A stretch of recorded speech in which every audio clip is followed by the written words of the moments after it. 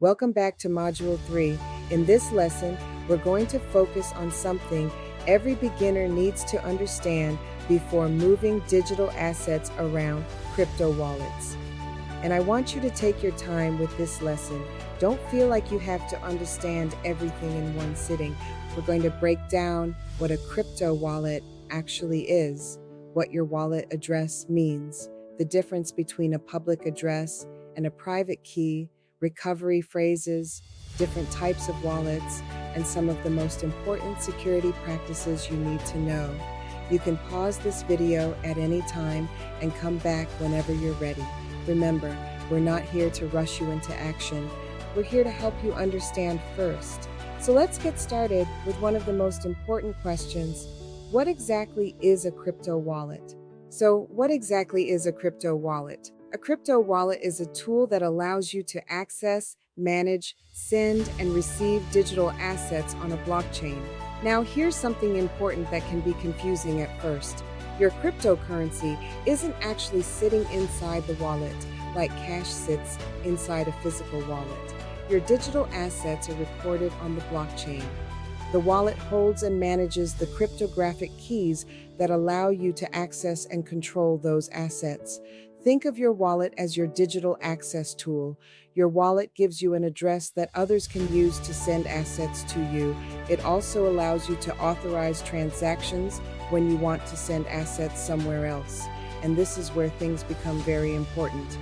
If you control your own wallet, you also have a responsibility to protect the keys that give you access to it. That's why we're going to spend time learning about public addresses, private keys, and recovery phrases in the next few scenes. Understanding these three things is essential before you ever move cryptocurrency. So, what exactly is a crypto wallet? A crypto wallet is a tool that allows you to access, manage, send, and receive digi. Now let's take a closer look at your public wallet address. Think of it like your digital mailing address. It's the information someone needs when they want to send cryptocurrency to you. Your public address is generally safe to share. In fact, you need to share it when you're receiving crypto. You may see a long combination of letters and numbers, or you may be given a QR code that someone can scan to send funds to your wallet. But here's something extremely important. The asset and the network must match the address you're using. For example, if you're receiving USDT, you need to make sure you're using the correct USDT network and the corresponding receiving address. Don't assume that because two addresses look similar, they're interchangeable. They're not. And before you send anything, always follow this simple rule. Check it, verify it, then check it again. Your public address is for receiving. Your private key and recovery phrase are completely different, and those should never be shared with anyone. Remember, your wallet gives you control, and control comes with responsibility. Now we're getting into one of the most important concepts in crypto, your private key. Your private key is a unique piece of information that allows you to access and authorize transactions involving your crypto assets. Think of your public wallet address as something you can give someone when they need to send you funds. Your private key is completely different. Your private key gives you control. If someone gains access to your private key, they may be able to access your wallet and move your assets. That's why you should never share your private key with anyone. And I want to make this very clear. A legitimate platform, support representative, or person helping you with your account should not need your private key. Also, be careful about where you store sensitive wallet information. Don't casually leave it in your email, cloud storage, phone notes, or screenshots. The safest approach depends on the wallet and your situation, but the basic principle is simple.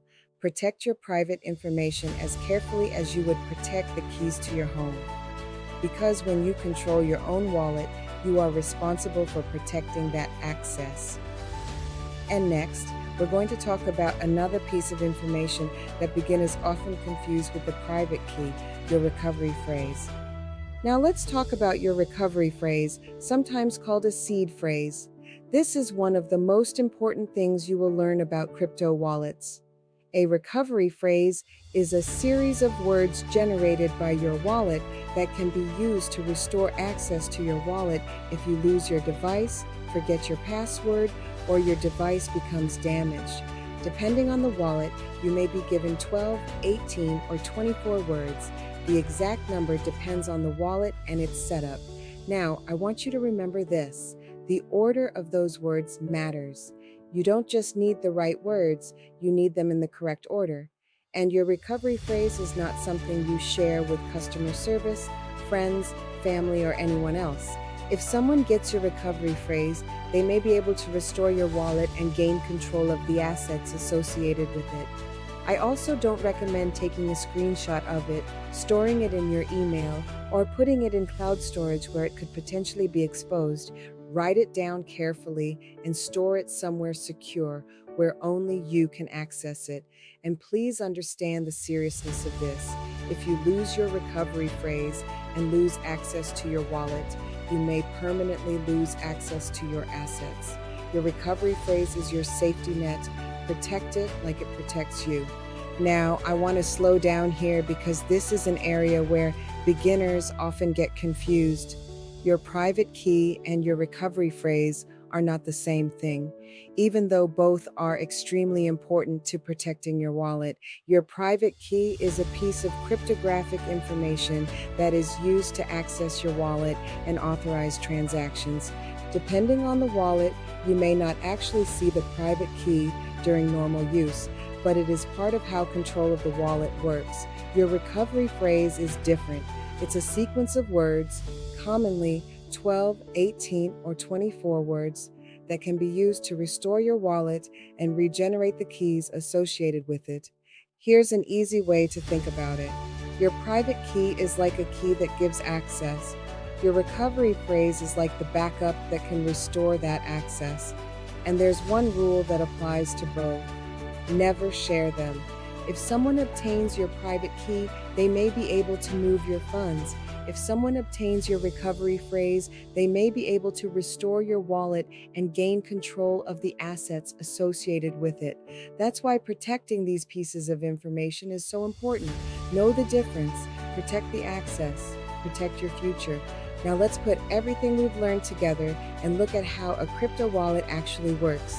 When you create a crypto wallet, the wallet generates the information you need to interact with the blockchain, including your private key and public address. Your public address is what you can use to receive digital assets. Your private key is what gives you the ability to authorize transactions and control those assets. This is one of the major differences between using a self-custody wallet and relying entirely on a traditional financial institution. With a self-custody wallet, you are responsible for your access and your security. When you send or receive crypto, the transaction is recorded on the blockchain. The wallet isn't actually storing coins inside the app like money sitting in a physical wallet. Instead, it gives you the tools to interact with assets recorded on the blockchain. And remember what we've already discussed: control comes with responsibility. You need to protect your private key and recovery phrase, verify wallet addresses and networks, use trusted sources, and stay alert for scams and phishing attempts. The goal isn't simply to have a crypto wallet, the goal is to understand how to use it safely. Now let's talk about some simple habits that can make a huge difference when it comes to protecting your crypto wallet. First, keep your private key and recovery phrase secure and offline whenever possible. These are extremely sensitive pieces of information, so don't treat them like an ordinary password. Second, double-check everything before you send crypto. Verify the wallet address, the asset, the network, and the amount. Taking an extra minute to check can save you from a very expensive mistake.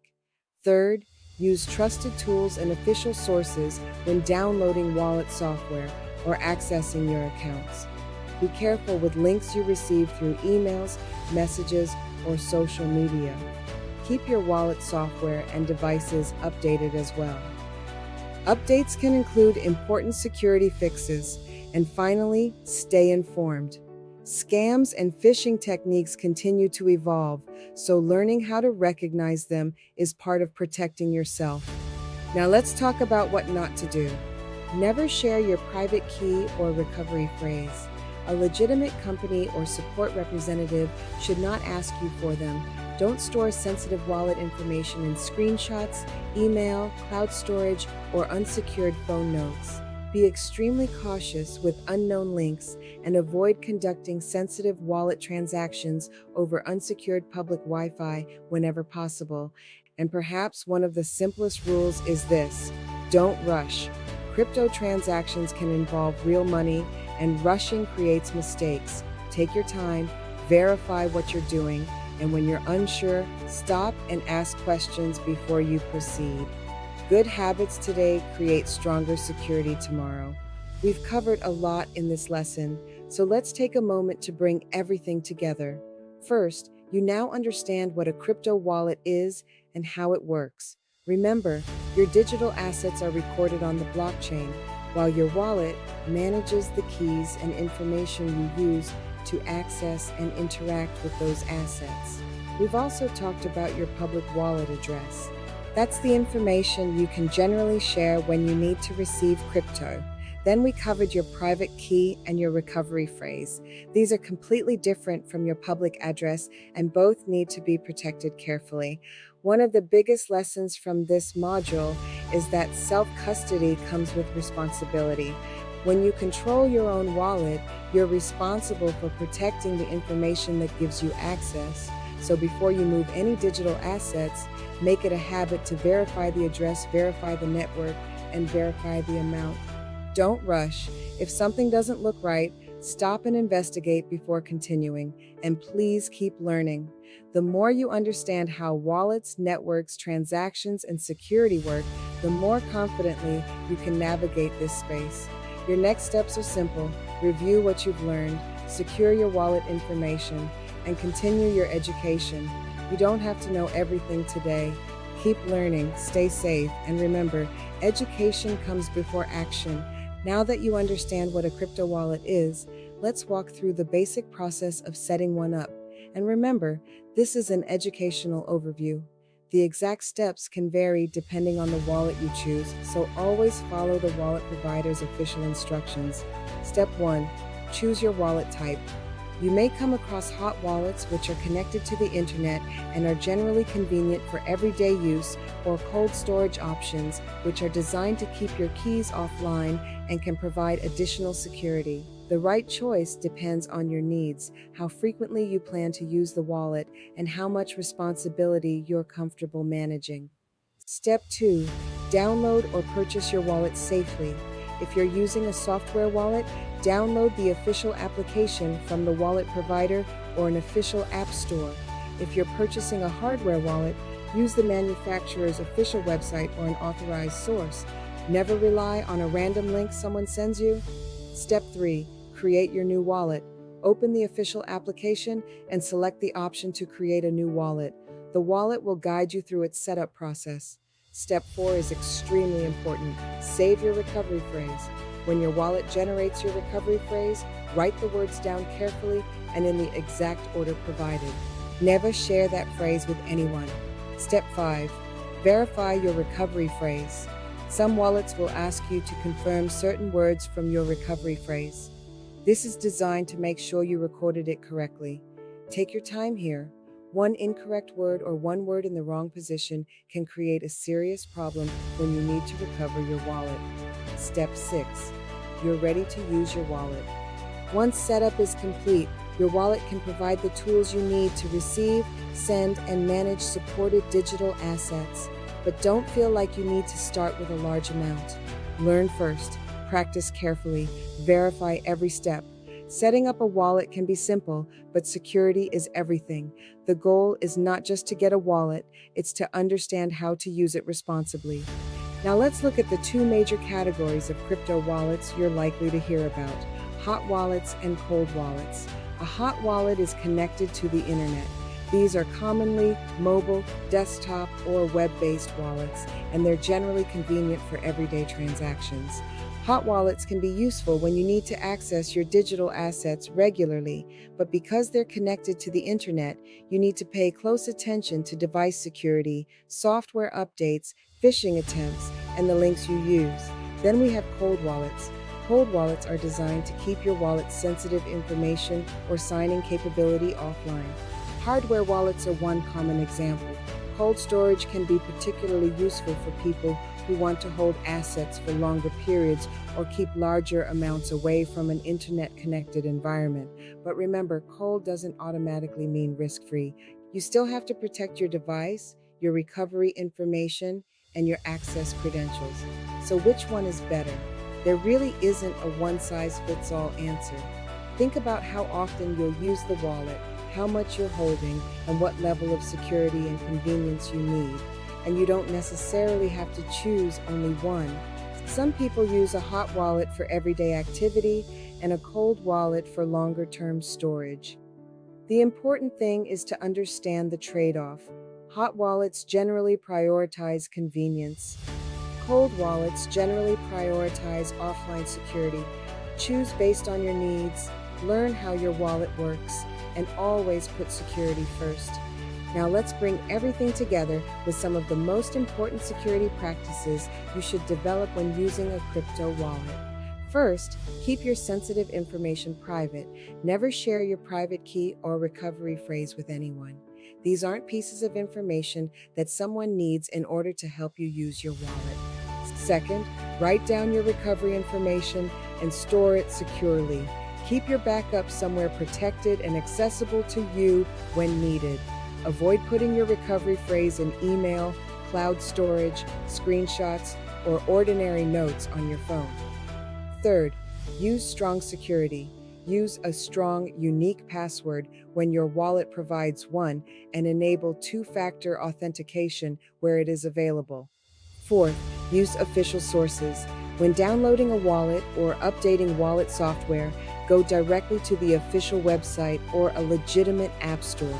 Be very careful with links sent through social media, email, or messages. Fifth, keep your software updated. Updates can include important security improvements, so don't ignore legitimate security updates for your wallet or device. Now let's talk about what not to do. Never share your keys or recovery phrase. Don't store them online, don't click suspicious links, and avoid accessing your wallet or making transactions over unsecured public Wi-Fi whenever possible. And perhaps one of the most important rules is don't rush. Before sending crypto, verify the address, the network, and the amount. If something doesn't look right, stop. Remember, with self-custody, you are in control, and that means you also have the responsibility to protect that control. Stay alert, stay safe, stay in control. Before we move on, I want you to have a simple wallet security checklist that you can come back to again and again. Think of this as your quick safety check before you use your wallet. Number 1, secure your access. Use a strong, unique password when your wallet provides one. Enable two-factor authentication when it's available. Keep your devices and wallet applications updated, and use reputable security tools. If you're using a shared or public device, be especially careful. And when you're finished using your wallet, log out when appropriate. Number 2, protect your keys. Never share your private key or recovery phrase. Keep your recovery information securely backed up, preferably in a form that isn't dependent on an internet connection. Don't take pictures or screenshots of your recovery phrase, and don't store it casually in email, cloud storage, or phone notes. Number 3, verify before you act. Before sending cryptocurrency, double-check the wallet address, the correct network, and the amount. Don't assume a transaction is correct just because the address looks familiar. And stay alert for scams, fake websites, phishing messages, and people pretending to be customer support. If something doesn't look right, stop. Don't let anyone pressure you into making a transaction. Remember, technology can give you powerful tools, but your habits are what help keep those tools secure. So use this checklist regularly. Review, protect, verify. The more consistent you become with these habits, the more confident you'll be as you continue learning about digital assets. Now that we've covered how wallets work, how to set one up, and how to protect it, let's talk about why having a crypto wallet can be valuable. First, control. With a self-custody wallet, you can control your own digital assets rather than depending entirely on a third party to hold them for you. But remember, control also means responsibility. You are responsible for protecting the keys and access information that control your wallet. Second, security. When you follow good security practices, including protecting your recovery information and using appropriate storage methods, you can reduce many common risks. Third, access to a wider digital ecosystem. A compatible wallet can allow you to send and receive different digital assets and interact with blockchain-based applications and services. This is one of the reasons wallets are becoming an important part of the broader Web3 environment. Fourth, privacy. A blockchain wallet allows you to interact with blockchain networks using a wallet address rather than automatically giving every application your traditional financial account information. However, I want to be clear. Crypto transactions are not automatically anonymous. Many blockchains are transparent, and transactions can be publicly visible. And fifth, future opportunities. As blockchain technology continues to develop, wallets can provide access to new applications, decentralized finance, digital assets, and other Web3 services. You don't have to jump into everything you hear about. Learn first, understand the risks, then decide what makes sense for you. The biggest takeaway is simple. A crypto wallet isn't just a place to hold digital assets. It's a tool that can give you greater control over how you interact with the digital financial ecosystem. And the more you understand, the more confidently and responsibly you can use that control. Let's take a moment to bring together why understanding crypto wallets matters. First, control.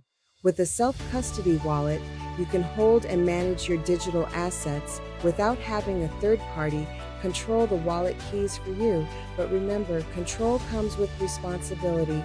You must protect your keys, recovery information, and access. Second, security. A wallet can give you tools to manage your assets, but the technology alone doesn't make you safe. Your security practices matter. Protect your recovery phrase, use strong security practices, keep your software updated, and always verify what you're doing. Third, access.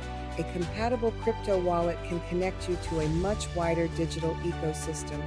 You can send and receive supported digital assets and, depending on the wallet, interact with blockchain-based applications and services. Fourth, privacy. Wallets allow you to interact with blockchain networks using wallet addresses rather than automatically providing traditional financial account information to every application. But remember, privacy does not mean complete anonymity. Many blockchain transactions are publicly visible and can potentially be analyzed. Fifth, future opportunities. The digital asset and Web3 ecosystem continues to develop.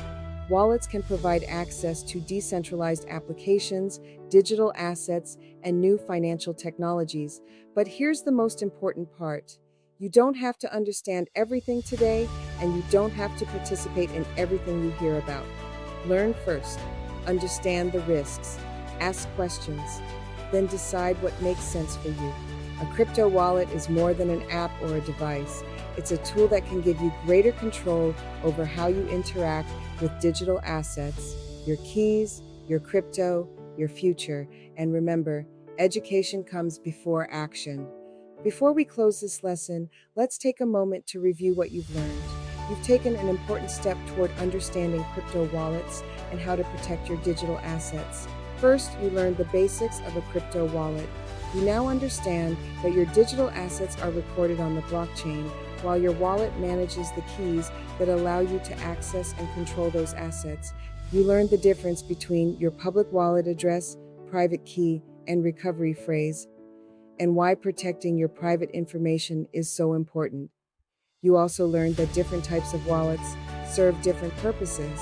Hot wallets can provide convenience for everyday activity, while cold storage options can provide an offline approach that may be appropriate for longer-term storage. Then we walk through the basic process of setting up a wallet, from choosing your wallet and getting it from a trusted source to creating it, securing your recovery phrase, verifying that information, and using the wallet carefully. We also spent significant time on security because this is one of the most important parts of managing digital assets. Protect your private key and recovery phrase. Watch for phishing attempts, fake websites, fake apps, and people pretending to be customer support. Verify the wallet address, network, and amount before every transaction, and never let someone pressure you into moving your money. The bigger lesson is this: knowledge gives you power, but good habits create security. You don't have to become an expert overnight. Continue learning, practice safely, ask questions, and build your confidence one step at a time. As you continue through Bridge to Web 3, you'll learn more about digital assets, decentralized finance, and the opportunities developing in this new financial ecosystem. You have the keys, you have the responsibility, and you have the opportunity to learn how to use them wisely. Keep learning, stay secure, stay in control. Before you actually begin using your wallet, I want you to pause and go through this quick safety check. Think of this as your beginner readiness checklist. Number 1, I chose a trusted wallet. Make sure you've researched the wallet and obtained it from the official website, official app store, or legitimate manufacturer. Number 2, I understand my keys. You should know the difference between your public address, your private key, and your recovery phrase. If you don't understand the difference yet, that's okay. Go back and review the earlier scenes before moving forward. Number 3, I secured my recovery phrase. You should have written it down correctly, stored it somewhere secure, and never shared it with anyone. Number 4, I enabled the security features available to me. Depending on the wallet, that might include a PIN, password, biometric login, or other security options. Number 5, I know how to spot risks. The alert for phishing messages, fake websites, fake wallet applications, and people pretending to be support representatives. Number 6, I will verify before I send. Every time you make a transaction, double-check the wallet address, network, and amount before confirming. And finally, number 7, I will keep learning. You don't have to know everything before you begin, but you should never be afraid to stop, ask questions, and learn before making a decision. Here are 5 beginner tips I really want you to remember. Start small. Keep your software updated. Remember, no legitimate support person should need your private key or recovery phrase. Keep a secure backup of your recovery information. And when something doesn't feel right, pause. Don't let anyone pressure you into taking an action you don't understand. Security isn't complicated. Consistency is the key. If you can build these habits now, you're already building a much stronger foundation for your digital asset journey. Stay informed, stay safe, stay in control. Congratulations, you did it. You've completed Module 3, Lesson 3, Digital Assets and Wallets. And this was an important lesson because you now have a foundation for understanding one of the most important tools in the digital asset world, the crypto wallet. You learned the basics of how wallets work and the difference between your public address, private key, and recovery phrase. You learned about hot wallets and cold wallets and how to think about the balance between convenience and security. You also learned the basic steps for setting up a wallet and, most importantly, how to protect the information that gives you access to your digital assets. You now know to watch for phishing, fake websites, fake wallet applications, and people pretending to be customer support. And you know to verify the wallet address, network, and amount before every transaction. But remember, you don't have to become an expert overnight. Keep learning, keep asking questions, keep practicing safe habits. As you continue through Bridge to Web 3, you're going to learn more about digital assets, blockchain technology, decentralized finance, and the opportunities developing in this new financial ecosystem. If you want to continue learning with us, join our Monday and Thursday educational Zoom calls at 8 p.m. Eastern/7 p.m. Central. You can also visit bridgetoweb3.com for additional educational resources. I'm proud of you for taking the time to learn this. Knowledge is power, habits create security, and you hold the key to your financial future. Keep learning, keep growing, keep building your future. I'll see you in the next lesson.